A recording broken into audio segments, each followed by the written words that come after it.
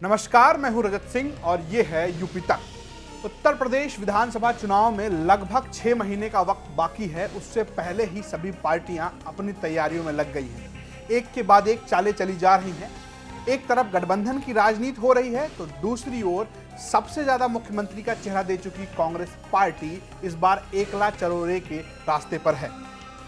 Party महासचिव प्रियंका गांधी, जो उत्तर प्रदेश कांग्रेस की प्रभारी भी हैं, वो लगातार दौरे कर रही हैं और जमीन पर उतर रही हैं। इन सबके बीच कांग्रेस के वरिष्ठ नेता और पूर्व मंत्री सलमान खुर्शीद के एक बयान ने नई चर्चा को जन्म दे दिया है।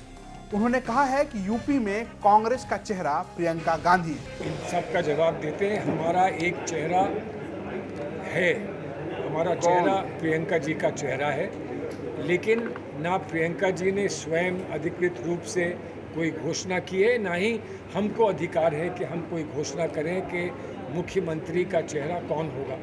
हम लीडरशिप मानते हैं, नेतृत्व मानते हैं और नेतृत्व का चेहरा लेकर हम आपके सामने हैं। वो प्रियंका जी, हमने आपको बताया कि आज जो हम जगह जगह भ्रमण कर रहे हैं तो उन्हीं के दिशा निर्देश पर कर रहे हैं। वो हमारे लिए चेहरा है और वो हमारे लिए काफ़ी है। वो चेहरा हमारे लिए काफ़ी है। उसके बाद उस चेहरे पर कोई लेबल लगाने की आवश्यकता हमें नहीं लगती। दूसरे को लगे तो जब प्रियंका जी से बात होगी तो उनसे अवश्य पूछ लेंगे। खुर्शीद के इस बयान को लेकर कहा जाने लगा है कि प्रियंका गांधी को वो सीएम का चेहरा बता रहे थे। इस विषय में जब हमारे साथी समर्थ श्रीवास्तव ने प्रदेश कांग्रेस अध्यक्ष अजय कुमार लल्लू से बात की तो उन्होंने इसको राष्ट्रीय कार्यकारिणी के फैसले पर टाल दिया। सलमान खुर्शीद ने कल इनडायरेक्टली कहा है कि सीएम फेस हो सकती हैं, हालांकि लीडरशिप डिसाइड करेगी, पर एक तरह से उन्होंने हिंट दिए। क्या लगता है इसमें कुछ? देखिए, ये बड़ा स्पष्ट है कि किसी भी स्टेट के मुख्यमंत्री का फैसला हमारी राष्ट्रीय कार्यकारिणी की कमेटी लेगी। CWC उसके लिए बनी हुई है और आदरणीय राष्ट्रीय अध्यक्षा जी उसको निर्णय लेंगे और मैं समझता हूँ ये उनका अधिकार है। इसमें हम लोग पार्टी में हवा है। देखिए, मैं बड़ा स्पष्ट हूँ कि CWC के अंतर्गत ही ये चीज़ें तय हो सकती हैं। हालांकि जब यही सवाल भारतीय जनता पार्टी के नेता और डिप्टी सीएम केशव प्रसाद मौर्य से पूछा गया तो उन्होंने प्रियंका गांधी के साथ साथ राहुल गांधी और उनकी माता प्रियंका गांधी पर भी तंज कसने का काम किया। सर, आपने बयान सुना होगा कि बात चल रही है कि सीएम फेस यूपी का प्रियंका गांधी वाड्रा को बनाया जा सकता है, कैसे देख रही है? वैसे बयान मैंने सुना नहीं, आप बता रहे हैं उसके आधार पर। केवल चाहे यहाँ श्रीमती प्रियंका वाड्रा जी को सीएम फेस बनावें, चाहे श्री राहुल गांधी जी को सीएम फेस बनावें और चाहे जो बयान दे रहे हैं वो स्वयं बन जावें, लेकिन उत्तर प्रदेश और देश की जनता ने कांग्रेस को अस्वीकार कर दिया है।